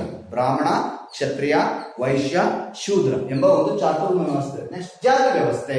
ಜಾತಿ ವ್ಯವಸ್ಥೆ ನಾವೆಲ್ಲರಿಗೂ ಗೊತ್ತು, ಮೇಲು ಕೀಳು ಎಂಬುದಾಗಿ. ಮುಂದುವರೆದ ಜಾತಿ, ಹಿಂದುಳಿದ ಜಾತಿ. ಮುಂದುವರೆದ ಜನಾಂಗದವರು ಹಿಂದುಳಿದವರನ್ನ ಸಂಪೂರ್ಣವಾಗಿ ಏನ್ ಮಾಡ್ತಾ ಬಂದಿದ್ದಾರೆ, ಶೋಷಣೆ ಮಾಡ್ತಾ ಬಂದಿದ್ದಾರೆ. ಈ ರೀತಿಯಾಗಿ ಆ ಒಂದು ಜಾತಿ ವ್ಯವಸ್ಥೆಯಲ್ಲೂ ಕೂಡ ಸಾಮಾಜಿಕ ಸ್ತರ ವಿನ್ಯಾಸ ಅನ್ನೋದನ್ನ ನಾವು ಗಮನಿಸಬಹುದು. ಹೇಗೆ ಮೇಲ್ಜಾತಿಯವನನ್ನ ಸಾಮಾಜಿಕ ಸ್ತರ ವಿನ್ಯಾಸ ಮಟ್ಟದಲ್ಲಿ ಅಥವಾ ಶ್ರೇಣಿ ವ್ಯವಸ್ಥೆಯಲ್ಲಿ ಉನ್ನತ ಸ್ಥಾನದಲ್ಲಿಡೋದು, ಕೆಳಜಾತಿಯವನ್ನ ಸಾಮಾಜಿಕ ಸ್ತರ ವಿನ್ಯಾಸ ಪದ್ಧತಿಯಲ್ಲಿ ಕೆಳ ಹಂತದಲ್ಲಿರೋದು. ಈ ರೀತಿಯಾಗಿ ಸಾಮಾಜಿಕ ಸ್ತರ ವಿನ್ಯಾಸದ ಪದ್ಧತಿ ಒಂದು ಜನಾಂಗದಿಂದ, ಒಂದು ದೇಶದಿಂದ ಇನ್ನೊಂದು ದೇಶಕ್ಕೆ, ಒಂದು ಪ್ರದೇಶದಿಂದ ಇನ್ನೊಂದು ಪ್ರದೇಶಕ್ಕೆ ವಿವಿಧ ಸ್ತರಗಳಾಗಿರೋದನ್ನ ನಾವು ಪ್ರಿಯ ವಿದ್ಯಾರ್ಥಿಗಳೇ. ಅದರಿಂದಲೇ ಒಂದು ಸಾಮಾಜಿಕ ಸ್ತರ ವಿನ್ಯಾಸದ ಪದ್ಧತಿ ವಿವಿಧ ರೂಪಗಳಲ್ಲಿದೆ. ಒಂದು ಆದಿವಾಸಿ ಸಮಾಜದಲ್ಲಿ, ಮತ್ತೊಂದು ಗುಲಾಮಗಿರಿ ಪದ್ಧತಿ, ಜಾಸ್ತಿ ಎಸ್ಟೇಟ್ ಪದ್ಧತಿ, ಜಾತಿ ವ್ಯವಸ್ಥೆ, ಕೊನೆಯದಾಗಿ ವರ್ಣ ವ್ಯವಸ್ಥೆ ಎಂಬುದಾಗಿ ನಾವು ಇದರ ರೂಪಗಳನ್ನ ಗುರುತಿಸಬಹುದಾಗಿದೆ. ಇನ್ನು ನೆಕ್ಸ್ಟ್, ಅಸ್ಪೃಶ್ಯತೆ ಒಂದು ಸಾಮಾಜಿಕ ಪಿಡುಗು. ಅಸ್ಪೃಶ್ಯತೆ ಒಂದು ಸಾಮಾಜಿಕ ಪಿಡುಗು. ವಿಚಾರವನ್ನು ಕುರಿತು ತಿಳ್ಕೊಳ್ಳೋಣ ಈ ಪಾಠ. ಮುಂದಿನ ಅಂಶ,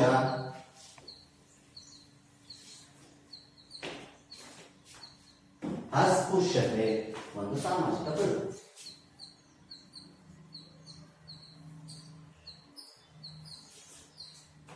ಒಂದು ಸಾಮಾಜಿಕ ಪಿಡುಗು.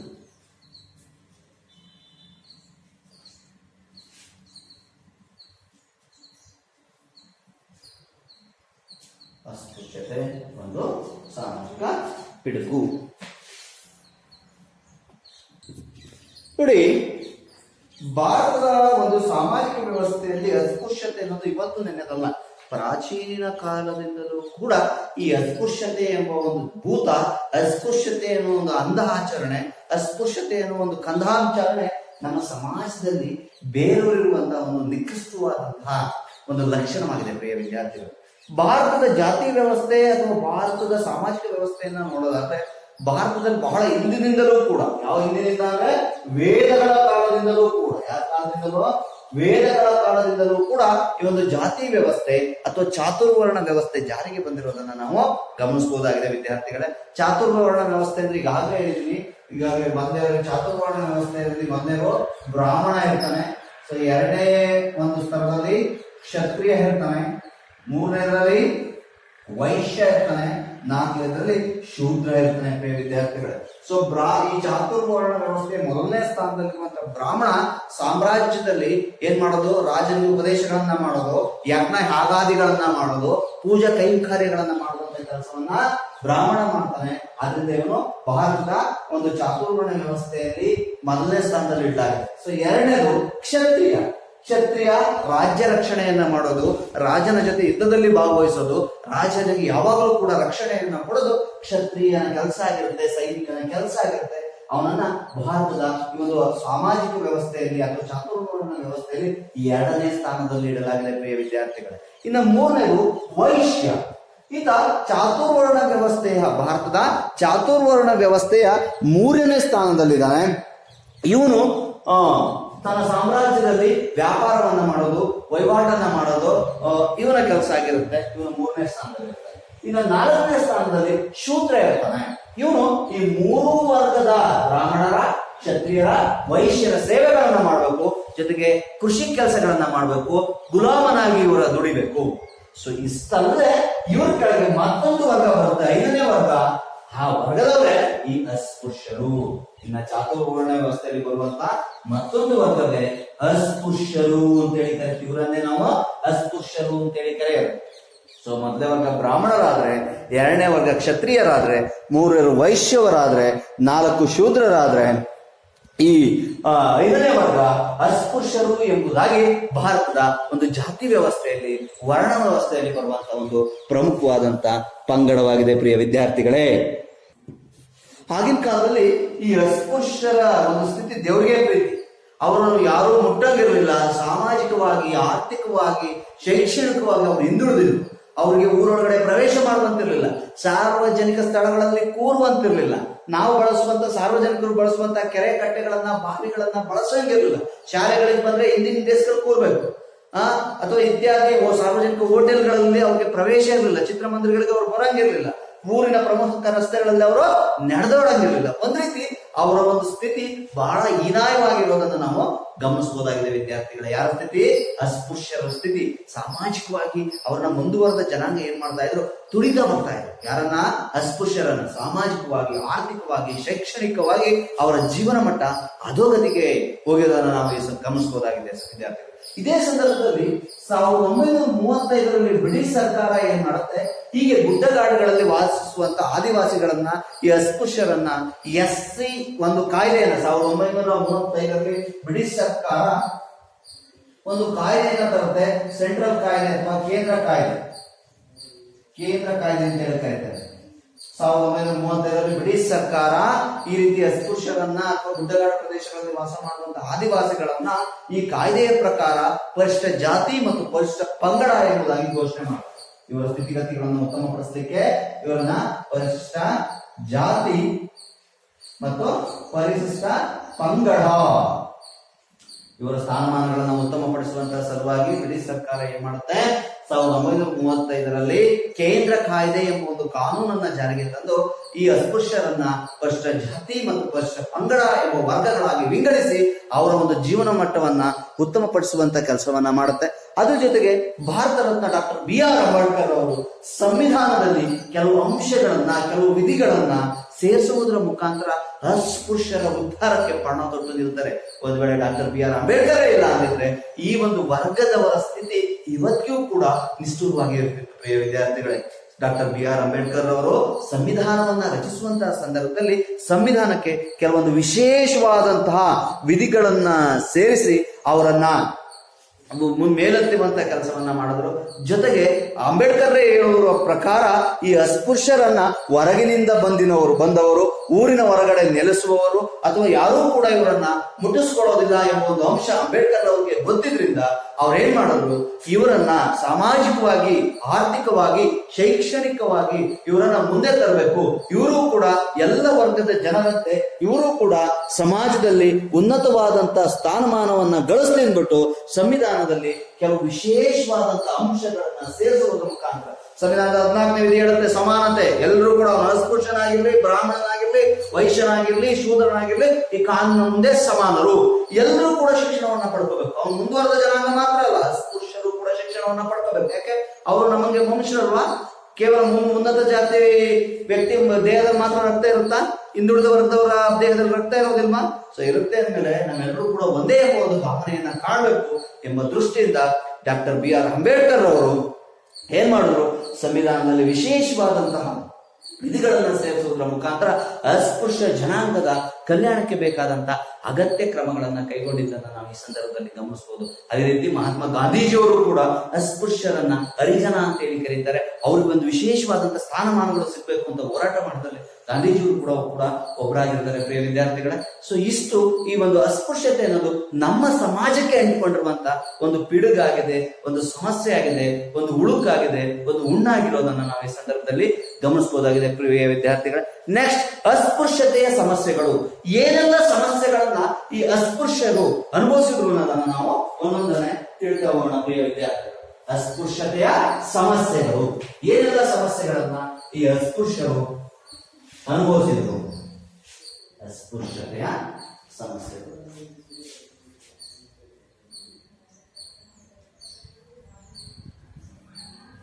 ಅಸ್ಪೃಶ್ಯತೆ ಸಮಸ್ಯೆಗಳು. ಸೊ ಏನೆಲ್ಲ ಸಮಸ್ಯೆಗಳನ್ನ ಅಸ್ಪೃಶ್ಯರು ಅನುಭವಿಸಿದ್ರು, ಅವರ ಸಮಸ್ಯೆಗಳನ್ನ ಹೇಳಲಿಕ್ಕೆ ಈ ಒಂದು ಕ್ಲಾಸ್ ಸ್ಟಾರ್ಟ್ ಆಗಲ್ಲ ಪ್ರಿಯ ವಿದ್ಯಾರ್ಥಿಗಳೇ. ಒಂದೊಂದನ್ನೇ ನಾವು ಆದ್ರೂ ತಿಳಿದು ಹೋಗೋಣ. ಅಸ್ಪೃಶ್ಯರು ಸಾಮಾಜಿಕ ವ್ಯವಸ್ಥೆಯಲ್ಲಿ ಅತ್ಯಂತ ಕೆಳಮಟ್ಟದ ಸ್ಥಾನಮಾನವನ್ನ, ಸಾಮಾಜಿಕ ವ್ಯವಸ್ಥೆಯಲ್ಲಿ ಅತ್ಯಂತ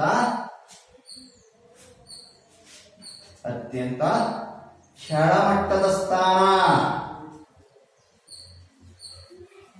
ಇವರು ಅನುಭವಿಸಿದಂತ. ಸೊ ಒಂದೊಂದೇ ಸಮಸ್ಯೆಗಳನ್ನ ನಾವು ಬ್ರೀಫ್ ಆಗಿ ಸೂಕ್ಷ್ಮವಾಗಿ ತಿಳಿತಾ ಹೋದ್ರೆ ನಮಗೆ ಗೊತ್ತಾಗುತ್ತೆ ಅಸ್ಪೃಶ್ಯರು ಏನೆಲ್ಲ ಸಾಮಾಜಿಕ ವ್ಯವಸ್ಥೆಯಲ್ಲಿ ಅತ್ಯಂತ ಕೆಳಮಟ್ಟದ ಸ್ಥಾನದಲ್ಲಿ ಅವರನ್ನ ಇಡಲಾಗಿತ್ತು. ಶ್ರೇಣಿ ವ್ಯವಸ್ಥೆಯಲ್ಲೂ ಕೂಡ ಅವರನ್ನ 5ನೇ ವರ್ಗ 4ನೇ ವರ್ಗ ಮಾಡಲಾಗಿತ್ತು. ಜೊತೆಗೆ ಇವರಿಗೆ ಸಮಾಜದ ಯಾವುದೇ ಒಂದು ರೀತಿಯಾದಂತಹ ಸೌಲಭ್ಯಗಳಿರಲಿಲ್ಲ. ಅವರ ಸ್ಥಾನಮಾನ ನಿಕೃಷ್ಟವಾಗಿದೆ ಪ್ರಿಯ ವಿದ್ಯಾರ್ಥಿಗಳು. ಯಾವುದೇ ರೀತಿಯ ಊರಿನ ಪ್ರಮುಖ ಬೀದಿಗಳಲ್ಲಿ ಇವರು ಸಂಚಾರ ಮಾಡೋಂಗಿರಲಿಲ್ಲ. ಅದರಲ್ಲೂ ವಿಶೇಷವಾಗಿ ಮುಂದುವರೆದ ಜಾತಿ ಜನಾಂಗದ ಒಂದು ಕಾಲೋನಿ ಇದೆ ಅಂದ್ರೆ ಅಲ್ಲಿ ಇವರು ಪ್ರವೇಶ ಮಾಡೋಂಗಿರಲಿಲ್ಲ. ಒಂದ್ ವೇಳೆ ಮುಂದುವರೆದ ಜನಾಂಗ ಯಾರಾದ್ರೂ ಬರ್ತಾ ಇದಾರೆ ಅಂದ್ರೆ ಇವು ಅಸ್ಪೃಶ್ಯರು ಅವ್ರ ಎದುರಿಗೆ ಹೋದ್ರೆ ಅವ್ರನ್ನ ಮೋಲ್ಗೆ ಯಾರು ಶೂದ್ರ ಬಂದಿದೆ ಅಂದ್ಬಿಟ್ಟು ಮನೆಗೆ ಹೋಗಿ ಸ್ನಾನ ಮಾಡ್ಕೊಂಡು ನಾನು ಮಡಿಯಾದ ಎತ್ಕೊಳ್ಳೋದು. ಈ ರೀತಿಯಾದಂತಹ ಒಂದು ನಿಕೃಷ್ಟವಾದಂತ ಸ್ಥಿತಿಗತಿಗಳನ್ನ ಅಸ್ಪೃಶ್ಯರು ಅನುಭವಿಸಬೇಕಾಯ್ತು ಪ್ರಿಯ ವಿದ್ಯಾರ್ಥಿಗಳೇ. ಅಷ್ಟೇ ಅಲ್ಲದೆ ಇವರು ಯಾವುದೇ ರೀತಿಯ ಸಾರ್ವಜನಿಕ ಸ್ಥಳಗಳಲ್ಲಿ ಕೂರಂಗಿರ್ಲಿಲ್ಲ. ಸಾರ್ವಜನಿಕವಾಗಿ ಉನ್ನತ ವರ್ಗದವರು ಇದ್ದಿರ್ತಾವ ಮಾತಾಡಂಗಿರ್ಲಿಲ್ಲ. ಯಾಕೆ ಮಾತಾಡಿದ್ರೆ ಎಲ್ಲರೂ ನನ್ನ ಬಾಯಿಂದ ಅಸ್ಪೃಶ್ಯನ ಉಗುಲು ನನಗೆ ಸಿಡಿದ್ರೆ ನಾನೇನಾಗ್ತಿದ್ದೆ, ಅಪವಿತ್ರನಾಗ್ತೀನಿ ಎಂಬ ಒಂದು ಭಾವನೆ ಕಾಡ್ತಾ ಇತ್ತು ಅವ್ರಿಗೆ. ಯಾಕೆ? ಮುಂದುವರೆದ ಜನಾಂಗಕ್ಕೆ. ಆದ್ರಿಂದ ಸಾರ್ವಜನಿಕ ಸ್ಥಳಗಳಲ್ಲಿ ಕೂರದಿರ್ಲಿ, ಅವ್ರು ಮಾತಾಡಂಗಿರ್ಲಿಲ್ಲ, ಸಾರ್ವಜನಿಕ ವಸ್ತುಗಳನ್ನ ಬಳಸಂಗಿರ್ಲಿಲ್ಲ, ಕೆರೆ ಕಟ್ಟೆಗಳಲ್ಲಿ ನೀರ್ ಸೇದೋಂಗಿರ್ಲಿಲ್ಲ, ಸಾರ್ವಜನಿಕ ವಾಹನವನ್ನು ಬಳಸೋಂಗಿರ್ಲಿಲ್ಲ, ಚಿತ್ರಮಂದಿರಗಳಿಗೆ ಹೋಗಂಗಿರ್ಲಿಲ್ಲ, ಶಾಲೆಗಳಲ್ಲಿ ಮುಂದುವರೆದ ವಿದ್ಯಾರ್ಥಿಗಳ ಜೊತೆಗೆ ಕೂರಂಗಿರ್ಲಿಲ್ಲ. ಈ ರೀತಿಯಾದಂತಹ ಕಷ್ಟ ನಷ್ಟಗಳನ್ನ, ಕಷ್ಟ ಕಾರ್ಪಣ್ಯಗಳನ್ನ, ಹಿಂಸಾತ್ಮಕ ದಿನಗಳನ್ನ ಈ ಒಂದು ಅಸ್ಪೃಶ್ಯರು ಅನುಭವಿಸಿರೋದನ್ನ ನಾವು ಈ ಸಂದರ್ಭದಲ್ಲಿ ತಿಳ್ಕೋಬಹುದಾಗಿದೆ ಪ್ರಿಯ ವಿದ್ಯಾರ್ಥಿಗಳೇ. ಒಟ್ಟಾರೆ ಸಾಮಾಜಿಕ ಸ್ತರವಿನ್ಯಾಸದ ವ್ಯವಸ್ಥೆಯಲ್ಲಿ ಇವರು ನೀಡುವಂತಹ ಸ್ಥಾನ ಅತ್ಯಂತ ಕೀಳಾಗಿತ್ತು, ಅತ್ಯಂತ ಕೆಳಮಟ್ಟದಾಗಿತ್ತು. ಅಂಬೇಡ್ಕರ್ ಅವರು ಸಂವಿಧಾನವನ್ನ ರಚಿಸೋಕೆ ಪೂರ್ವದಲ್ಲಂತೂ ಇವರ ಸ್ಥಾನಮಾನ, ದೇವರಿಗೆ ಪ್ರೀತಿ, ಇವರನ್ನ ಹಿಂಸಿಸಿದನ್ನ ನಾವು ಈ ಸಂದರ್ಭದಲ್ಲಿ ಗಮನಿಸಬಹುದಾಗಿದೆ ಪ್ರಿಯ ವಿದ್ಯಾರ್ಥಿಗಳು. ಇನ್ನು ಮುಂದಿನ ಸಮಸ್ಯೆಯನ್ನ ನಾವು ನೋಡೋದಾದ್ರೆ ಶೈಕ್ಷಣಿಕ ಅವಕಾಶಗಳಿಂದ ಇವರನ್ನ ಹೊರಗಿಡಲಾಗಿತ್ತು. ಯಾರನ್ನ? ಅಸ್ಪೃಶ್ಯರನ್ನ ಶೈಕ್ಷಣಿಕ ಅವಕಾಶಗಳಿಂದ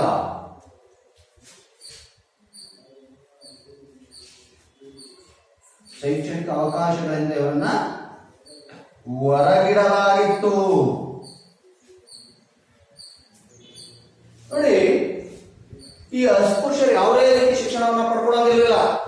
ಕೇವಲ ಈ ಧರ್ಮ ಗ್ರಂಥಗಳಾಗಿರ್ಬೋದು, ಸಂಸ್ಕೃತವನ್ನ ಕೇವಲ ಮುಂದುವರೆದವರು ಮಾತ್ರ ಕಲಿಬೇಕಿತ್ತು. ಹಿಂದಿನ ಕಾಲದ ಭಾರತದ ಒಂದು ಸಾಮಾಜಿಕ ವ್ಯವಸ್ಥೆಯನ್ನ ನಾವು ನೋಡಿದ್ರೆ ಕೇವಲ ಈ ಮುಂದುವರೆದ ಜನಾಂಗದವರು ಮಾತ್ರ ಸಂಸ್ಕೃತವನ್ನ ಕಲಿಬೇಕಾಗಿತ್ತು.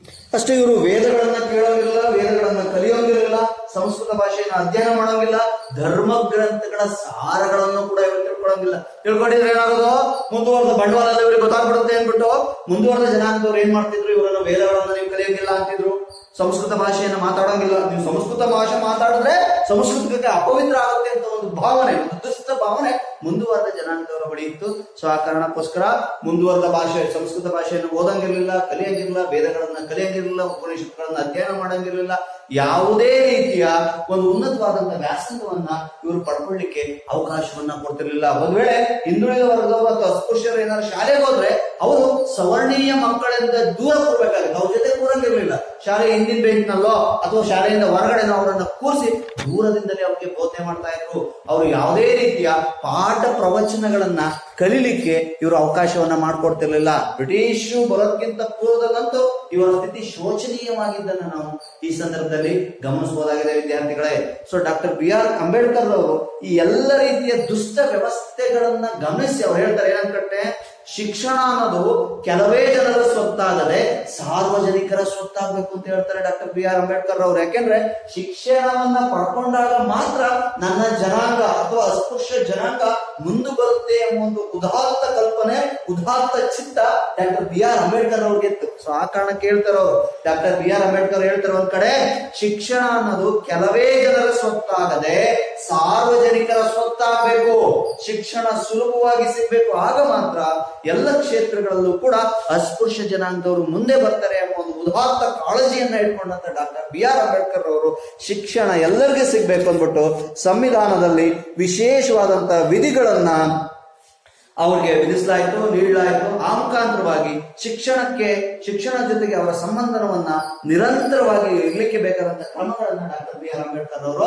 ಕೈಗೊಳ್ತಾರೆ. ಆದ್ರೆ ಮುಂದುವರೆದ ಜನಾಂಗದವರು ಇವ್ರಿಗೆ ಯಾವುದೇ ರೀತಿಯ ಶಿಕ್ಷಣವನ್ನ ಕೊಡ್ತಿರ್ಲಿಲ್ಲ, ವೇದಗಳನ್ನ ಕಲಿಬೇಡ್ರಿ, ಸಂಸ್ಕೃತವನ್ನ ಕಲಿಯಂಗಿರ್ಲಿಲ್ಲ, ಸುವರ್ಣೀಯರ ಮಕ್ಕಳು ಓದುವಂತ ಶಾಲೆಗೆ ಅವರು ಬರಂಗಿರ್ಲಿಲ್ಲ, ಬಂದ್ರು ಕೂಡ ಶಾಲೆಯ ಹೊರಗಡೆ ಅಥವಾ ದೂರ ಕೂತ್ಕೊಂಡು ಅವ್ರಿಗೆ ಪಾಠವನ್ನ ಹೇಳ್ಕೊಡ್ತಾ ಇದ್ರು. ಒಟ್ಟಾರೆ ಶೈಕ್ಷಣಿಕ ಅವಕಾಶಗಳಿಂದ ವಂಚಿಸಲಿಕ್ಕೆ ಬೇಕಾದಂತ ಎಲ್ಲ ರೀತಿಯಾದಂತ ವ್ಯವಸ್ಥೆಯನ್ನ ಮುಂದುವರಿದ ಜನಾಂಗದವರು ಈ ಅಸ್ಪೃಶ್ಯರಿಗೆ ಮಾಡಿದ್ದನ್ನ ನಾವು ಈ ಸಂದರ್ಭದಲ್ಲಿ ಗಮನಿಸಬಹುದಾಗಿದೆ ಪ್ರಿಯ ವಿದ್ಯಾರ್ಥಿಗಳ. ಇನ್ನು ಮುಂದಿನ ಒಂದು ಸಮಸ್ಯೆ ಆಸ್ತಿಯ ಒಡೆತನದ ಹಕ್ಕಿನ ನಿರಾಕರಣೆ.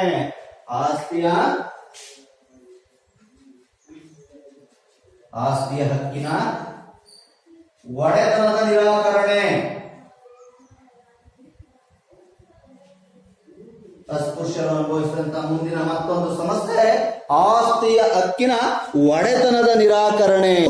ಈ ಅಸ್ಪೃಶ್ಯರು ಯಾವುದೇ ರೀತಿ ಆಸ್ತಿಗಳನ್ನು ಹೊಂದಂಗಿಲ್ಲ. ಹೊಂದಿದ್ರೆ ಅದು ಧರ್ಮದ ಪ್ರಕಾರ ವಿರೋಧ ಎಂಬ ಭಾವನೆಯನ್ನ ವೇದಗಳಲ್ಲಿ, ಧರ್ಮ ಗ್ರಂಥಗಳಲ್ಲಿ ಮುಂದುವರೆದ ಜನಾಂಗವ್ರು ಏನ್ ಮಾಡ್ತಿದ್ರು, ಬರೆದು ಬರ್ತಿದ್ರು. ಯಾಕೆಂದ್ರೆ ಇವರು ಆಸ್ತಿಯನ್ನ ಹೊಂದಿದ್ರೆ, ಇವರು ಆಸ್ತಿಯ ಒಂದು ಉಳುಮೆ ಮಾಡಕ್ಕೋದ್ರೆ ನಮ್ಮನೆ ಕೆಲಸ ಮಾಡೋರು ಯಾರು, ನಮ್ಮ ಗುಲಾಮಗಿರಿಯನ್ನ ಮಾಡೋರು ಯಾರು, ನಮ್ಮ ಸೇವೆಯನ್ನ ಮಾಡೋರು ಯಾರು ಎಂಬ ಒಂದು ಸ್ವಾರ್ಥಪರ ಭಾವನೆಯಿಂದ ಮುಂದುವರೆದ ಜನಾಂಗದವರು ಏನ್ ಮಾಡ್ತಾ ಇದ್ರು, ಕೆಲವು ಗ್ರಂಥಗಳಲ್ಲಿ, ಕೆಲವು ವೇದಗಳಲ್ಲಿ, ಧರ್ಮ ಗ್ರಂಥಗಳಲ್ಲಿ ಉಲ್ಲೇಖ ಮಾಡ್ಬಿಡ್ತಿದ್ರು, ಅಸ್ಪೃಶ್ಯರು ಜಾತಿಯನ್ನ ಹೊಂದಂಗಿಲ್ಲ, ಆಸ್ತಿಯನ್ನ ಹೊಂದಂಗಿಲ್ಲ, ಅದರ ಒಡೆತನವನ್ನ ಹೊಂದಂಗಿಲ್ಲ, ಅದರ ಪರಭಾರೆ ಮಾಡಂಗಿಲ್ಲ ಎಂಬ ಅಂಶಗಳನ್ನ ಸೇರಿಸಿ ಆಸ್ತಿಯಿಂದ ಅವರನ್ನ ವಂಚಿತ ಮಾಡ್ತಿದ್ರು. ಎಲ್ಲ ಒಂದ್ ಕಡೆ ಇದು ಮಾನವ ಹಕ್ಕುಗಳ ಉಲ್ಲಂಘನೆಯೂ ಕೂಡ ಆಗುತ್ತೆ ಪ್ರಿಯ ವಿದ್ಯಾರ್ಥಿಗಳೇ. ಇವತ್ತಿನ ಸಮಾಜ ಬೇರೆ ಇದೆ. ಯಾರು ಬೇಕಾದ್ರೂ ಎಷ್ಟು ಬೇಕಾದ್ರೂ ಅವನ ಸಂಪತ್ತಿನ ಅನುಗುಣವಾಗಿ ಕಾನೂನಿನ ಪ್ರಕಾರ ಎಷ್ಟು ಬೇಕಾದ್ರೂ ಆಸ್ತಿ ಹೊಂದಬಹುದು. ಆದ್ರೆ ಇಂದಿನ ಕಾಲದಲ್ಲಿ ಅಸ್ಪೃಶ್ಯರನ್ನ ಆರ್ಥಿಕವಾಗಿ ದುರ್ಬಲರನ್ನಾಗಿ ಗೊಳಿಸಲಿಕ್ಕೆ ಮುಂದುವರೆದ ಜನಾಂಗದವರು ಕೆಲವು ಕೆಲವು ಅಂಶಗಳನ್ನ ಧರ್ಮ ಗ್ರಂಥಗಳಲ್ಲಿ ಸೇರಿಸೋದ್ರ ಮುಖಾಂತರ ಆಸ್ತಿಯನ್ನ ಅಸ್ಪೃಶ್ಯರು ಹೊಂದಬಾರದು ಎಂಬ ಒಂದು ಅಂಶವನ್ನ ಅವರಿಗೆ ತಿಳಿಸಿದ್ರದ ಉದ್ದೇಶ ಜೀತ ಪದ್ಧತಿಯನ್ನ ಮಾಡಿಸ್ಕೊಳ್ಳಿಕ್ಕೆ, ಗುಲಾಮರಾಗಿ ತಮ್ಮಲ್ಲಿ ದುಡಿಸ್ಕೊಳ್ಳಿಕ್ಕೆ ಈ ರೀತಿಯಾದಂತಹ ಒಂದು ವ್ಯವಸ್ಥೆಯನ್ನ ಮಾಡಿದ್ದನ್ನ ನಾವು ಈ ಸಂದರ್ಭದಲ್ಲಿ ಗಮನಿಸಬಹುದಾಗಿದೆ ಪ್ರಿಯ ವಿದ್ಯಾರ್ಥಿಗಳೇ. ನೆಕ್ಸ್ಟ್, ಅಸ್ಪೃಶ್ಯರು ಅನುಭವಿಸಿದಂತ ಇನ್ನೊಂದು ಪ್ರಮುಖವಾದಂತಹ ಸಮಸ್ಯೆ ರಾಜಕೀಯ ಭಾಗವಹಿಸುವಿಕೆಯ ನಿರಾಕರಣೆ. ಬರೀ ಆಸ್ತಿಯ ಕಷ್ಟೇ ಅಲ್ಲ, ರಾಜಕೀಯ ಭಾಗವಹಿಸುವಿಕೆ. ರಾಜಕೀಯ ಭಾಗವಹಿಸುವಿಕೆಯಲ್ಲೂ ಕೂಡ ನಿರಾಕರಣೆ. ಅಸ್ಪೃಶ್ಯರು ರಾಜಕೀಯ ಕ್ಷೇತ್ರದಲ್ಲೂ ಕೂಡ ಅವರನ್ನ ಹಿಂದುಳಿಸುವಂತ ದೃಷ್ಟಿಯಿಂದ ಅವರ ಭಾಗವಹಿಸುವಿಕೆಯಲ್ಲೂ ಕೂಡ ನಿರಾಕರಣೆ. ನೋಡಿ,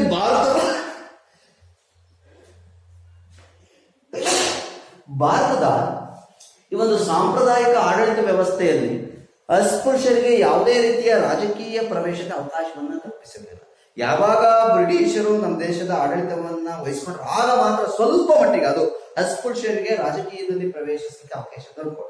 ಸೊ ಅವರನ್ನ ರಾಜಕೀಯ ಒಂದು ವಲಯದಿಂದ ಅವರನ್ನ ದೂರ ಇಡಲಾಗಿತ್ತು. ಸೊ ಇದನ್ನೇ ಮನೆಗಂಡಂತ ಡಾಕ್ಟರ್ BR ಅಂಬೇಡ್ಕರ್ ಅವರು ಏನ್ ಮಾಡ್ತಾರೆ, ಅಸ್ಪೃಶ್ಯರು ಕೂಡ ಮುಂದುವರೆದ ಜನಾಂಗದಂತೆ ರಾಜಕೀಯ ಕ್ಷೇತ್ರದಲ್ಲಿ ಪಾದಾರ್ಪಣೆ ಮಾಡ್ಲಿ ಬಿಟ್ಟು ಅವ್ರಿಗೆ ಬೇಕಾದಂತ ಪ್ರತ್ಯೇಕವಾದಂತ ಮೀಸಲಾತಿಯನ್ನೇ ಜಾರಿಗೆ ತಂದ್ರು. ಅದಕ್ಕೋಸ್ಕರ ಇವತ್ತು SC ಕ್ಷೇತ್ರಗಳು, ಪರಿಶಿಷ್ಟ ಜಾತಿಗೆ ಕೆಲವು ಕ್ಷೇತ್ರಗಳನ್ನ ಮೀಸಲಿಡಲಾಗಿದೆ, ಪರಿಶಿಷ್ಟ ವರ್ಗಕ್ಕೆ ಕೆಲವು ಕ್ಷೇತ್ರಗಳನ್ನ ಮೀಸಲಿಡಲಾಗಿದೆ. ಪ್ರಿಯ ವಿದ್ಯಾರ್ಥಿಗಳೇ, ಪರಿಶಿಷ್ಟ ಜಾತಿ ಮತ್ತು ಪರಿಶಿಷ್ಟ ವರ್ಗದವರಿಗೆ ಪ್ರತ್ಯೇಕವಾದಂತ ವಿಶೇಷವಾದಂತ ಸ್ಥಾನಮಾನಗಳನ್ನ ನೀಡಲಾಗಿ ಅವರನ್ನು ಕೂಡ ರಾಜಕೀಯದಲ್ಲೇ ಮುಂದುವರೆದ ಜನಾಂಗದವರಂತೆ ಭಾಗವಹಿಸಲಿಕ್ಕೆ ಬೇಕಾದಂತ ಕ್ರಮಗಳನ್ನ ಕೈಗೊಳ್ಳಲಾಗಿದೆ. ಆದರೆ ಭಾರತದ ಪ್ರಾಚೀನ ಕಾಲದಲ್ಲಿ ಅಸ್ಪೃಶ್ಯರು ಯಾವುದೇ ರೀತಿಯ ರಾಜಕೀಯ ಕ್ಷೇತ್ರದಲ್ಲಿ ಪಾದಾರ್ಪಣೆಯನ್ನ ಮಾಡಂಗಿಲ್ಲ. ಆ ರೀತಿ ಮುಂದುವರೆದ ಜನಾಂಗದವರು ತಡೆದಿದ್ರು.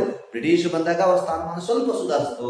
ಆದ್ರೆ ಅಂಬೇಡ್ಕರ್ ಅವರು ಈ ಒಂದು ಕಾನೂನನ್ನ ಸಂವಿಧಾನದಲ್ಲಿ ಅಳವಡಿಸಿದ್ರಿಂದ ಅವರು ಕೂಡ ಇವತ್ತು ಮುಂದುವರೆದ ಜನಾಂಗದಂತೆ ಪ್ರತ್ಯೇಕವಾದಂತಹ ಮೀಸಲಾತಿಯನ್ನ ಪಡೆದು ಅವರು ಕೂಡ ರಾಜಕೀಯ ಕ್ಷೇತ್ರದಲ್ಲಿ ಭಾಗವಹಿಸುವುದನ್ನು ನಾವು ಕಾಣಬಹುದಾಗಿದೆ. ಪ್ರಿಯ ವಿದ್ಯಾರ್ಥಿಗಳು, ಇಷ್ಟೇ ಅಲ್ಲದೆ ನಮಗೆ ಕಣ್ಣಿಗೆ ಕಾಣದಂತ ಹಲವು ರೀತಿಯ ಸಮಸ್ಯೆಗಳಿಗೆ, ಹಲವು ರೀತಿಯ ಕಷ್ಟ ಕಾರ್ಪಣ್ಯಗಳನ್ನ ಇವತ್ತು ಪರಿಶಿಷ್ಟ ಜಾತಿ, ಪರಿಶಿಷ್ಟ ಪಂಗಡ ಅಥವಾ ಅಸ್ಪೃಶ್ಯ ಜನಾಂಗದವರು ಅನುಭವಿಸ್ತಿರೋದನ್ನ ನಾವು ಗಮನಿಸಬಹುದಾಗಿದೆ ವಿದ್ಯಾರ್ಥಿಗಳೇ. ಸೊ ಇನ್ನು ನೆಕ್ಸ್ಟ್ ಕೊನೆಯದು, ಅಸ್ಪೃಶ್ಯತೆಯ ನಿವಾರಣೆಗೆ ಸರ್ಕಾರ ಕೈಗೊಂಡಿರುವಂತ ಕ್ರಮಗಳು. ಅಸ್ಪೃಶ್ಯತೆಯ ನಿವಾರಣೆಗೆ ನಮ್ಮ ಸರ್ಕಾರ ಏನು ಕ್ರಮಗಳನ್ನ ಕೈಗೊಂಡಿದೆ? ಅಸ್ಪೃಶ್ಯತೆಯ ನಿವಾರಣೆಗೆ ನಮ್ಮ ಸರ್ಕಾರ ಕೈಗೊಂಡಿರುವಂತ ಕ್ರಮಗಳೇನು? ನಿವಾರಣಾ ಕ್ರಮಗಳು ಏನು ಕ್ರಮಗಳನ್ನ ಕೈಗೊಳ್ಳುವುದು? ನೋಡಿ, ಈ ಅಸ್ಪೃಶ್ಯತೆಯ ನಿವಾರಣೆಗೆ ಡಾಕ್ಟರ್ BR ಅಂಬೇಡ್ಕರ್ ಆಗಿರ್ಬೋದು, ಜ್ಯೋತಿಬಾ ಫುಲೆ ಆಗಿರ್ಬೋದು, ಇವರು ಹಲವಾರು ರೀತಿಯ ಹೋರಾಟಗಳನ್ನ ಮಾಡಿದ್ರು ಕೂಡ ಅಸ್ಪೃಶ್ಯತೆ ನಿವಾರಣೆ ಕಡಿಮೆ ಆಯಿತು. ಆದ್ರೆ ಪೂರ್ತಿಯಾಗಿ ಅದು ನಿವಾರಣೆ ಆಗಲಿಲ್ಲ. ಇದನ್ನ ಕಂಡಂತ ಡಾಕ್ಟರ್ BR ಅಂಬೇಡ್ಕರ್ ಅವರು ಕೆಲವೊಂದು ಕಾನೂನಿನ ನಿಯಮಗಳನ್ನ ಸಂವಿಧಾನದಲ್ಲಿ ಅಳವಡಿಸಿದ್ರು. ಯಾತಕ್ಕೋಸ್ಕರ? ಅಸ್ಪೃಶ್ಯತೆಯ ಎಂಬ ಒಂದು ಸಾಮಾಜಿಕ ಪಿಡುಗನ್ನ ಹೋಗಲಾಡಿಸುವ ದೃಷ್ಟಿಯಿಂದ ಕೆಲವು ಸಾಮಾಜಿಕ ನಿಯಮಗಳನ್ನ ನಮ್ಮ ಸಂವಿಧಾನದಲ್ಲಿ ಅಳವಡಿಸಿ ಅಸ್ಪೃಶ್ಯತೆಯ ಆಚರಣೆಯನ್ನ ರದ್ದುಗೊಳಿಸಲಿಕ್ಕೆ ಬೇಕಾದಂತಹ ಕ್ರಮಗಳನ್ನ ನಮ್ಮ ಡಾಕ್ಟರ್ BR ಅಂಬೇಡ್ಕರ್ ಅವರು ಕೈಗೊಂಡಿದ್ದನ್ನ ನಾವು ಈ ಸಂದರ್ಭದಲ್ಲಿ ಗಮನಿಸಬಹುದಾಗಿದೆ. ಈ ಅಸ್ಪೃಶ್ಯತೆ ಆಚರಣೆಯನ್ನ ನಿಷೇಧಗೊಳಿಸಲಿಕ್ಕೆ ನಮ್ಮ ಸಂವಿಧಾನದಲ್ಲಿ ಹಲವಾರು ಅಂಶಗಳನ್ನ ಹೇಳಿರೋದನ್ನ ನಾವು ಗಮನಿಸಬಹುದು. ಸಂವಿಧಾನದ 17ನೇ ವಿಧಿ ಹೇಳುತ್ತೆ, ಅಸ್ಪೃಶ್ಯತೆ ಆಚರಣೆಯನ್ನು ನಿಷೇಧಿಸಲಿಕ್ಕೆ ಸಂಬಂಧಪಟ್ಟಂತೆ ಹೇಳುತ್ತೆ. ಸಂವಿಧಾನದ 17ನೇ ವಿಧಿಯ ಪ್ರಕಾರ ಯಾರಾದ್ರೂ ನೀನು ಅಸ್ಪೃಶ್ಯನು ಅಂತ ಅವ್ರನ್ನ ದೂರ ತಡೆದ್ರೆ ಅವರ ವಿರುದ್ಧ ಕಾನೂನು ಕ್ರಮವನ್ನ ಕೂಡ ನಾವು ಕೈಗೊಳ್ಳಬಹುದಾಗಿದೆ. ಅಷ್ಟೇ ಅಲ್ಲದೆ ನಮ್ಮ ಭಾರತ ಸರ್ಕಾರ ಈ ಅಸ್ಪೃಶ್ಯತೆ ಎಂಬ ಒಂದು ಸಾಮಾಜಿಕ ಪಿಡುಗನ್ನು ಹೋಗಲಾಡಿಸಲಿಕ್ಕೆ 1955ರಲ್ಲಿ ಅಸ್ಪೃಶ್ಯತೆ ಅಪರಾಧಗಳ ಕಾಯ್ದೆ ಎಂಬ ಒಂದು ಕಾನೂನನ್ನ ಜಾರಿಗೆ ತರುತ್ತೆ. ಯಾರಾದ್ರೂ ಕೂಡ ಅಸ್ಪೃಶ್ಯರಿಗೆ ಹಿಂಸೆ ಮಾಡಿದ್ರೆ ಈ ಕಾಯ್ದೆಯ ಪ್ರಕಾರ ಅವರ ಮೇಲೆ ಏನ್ ಮಾಡ್ಬೋದಾಗಿತ್ತು? ನಾವು ಕಂಪ್ಲೇಂಟ್ ಅನ್ನ, ದೂರನ್ನ ದಾಖಲಿಸಬಹುದಾಗಿತ್ತು.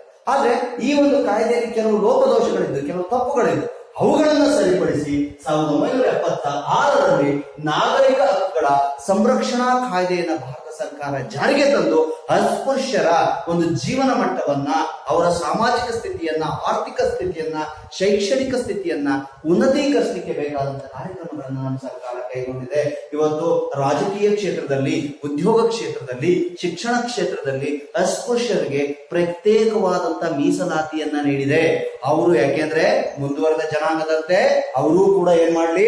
ಶಿಕ್ಷಣವನ್ನ ಪಡ್ಕೊಳ್ಳಿ, ರಾಜಕೀಯ ಕ್ಷೇತ್ರದಲ್ಲಿ ಅವರು ಕೂಡ ತಮ್ಮದೇ ಆದಂತಹ ಒಂದು ಪ್ರಾತಿನಿಧ್ಯವನ್ನ ಪಡೆಯಲಿ ಎಂಬ ಒಂದು ಉದ್ದೇಶದಿಂದ ನಮ್ಮ ಸರ್ಕಾರ ಅವ್ರಿಗೂ ಕೂಡ ಒಂದು ವಿಶೇಷವಾದಂತಹ ಸ್ಥಾನಮಾನಗಳನ್ನ ನೀಡಿರೋದನ್ನ ನಾವು ಗಮನಿಸಬಹುದಾಗಿದೆ. ಅಷ್ಟೇ ಅಲ್ಲದೆ 1989ರಲ್ಲಿ ಅಸ್ಪೃಶ್ಯತೆಯ ಒಂದು ಕಾನೂನನ್ನ ಜಾರಿಗೆ ತಂದು 1989ರಲ್ಲಿ ಶಿಕ್ಷಾರ್ಹ ಅಪರಾಧ ಎಂಬುದಾಗಿ ಘೋಷಿಸಿದೆ. ಈಗಾಗಲೇ ಹಿಂದೆನೂ ಘೋಷಿಸಿತ್ತು, ಆದ್ರೆ ಇದರ ತೀವ್ರತೆಯನ್ನ ಮತ್ತಷ್ಟು ಹೆಚ್ಚಿಸಿ 1989ರಲ್ಲಿ ಒಂದು ಕಾನೂನನ್ನ, ಒಂದು ನಿಯಮವನ್ನ ಜಾರಿಗೆ ತಂದು ಅಸ್ಪೃಶ್ಯತೆಯ ನಿವಾರಣೆಗೆ ಬೇಕಾದಂತಹ ಕ್ರಮಗಳನ್ನ ಕೈಗೊಂಡಿದೆ.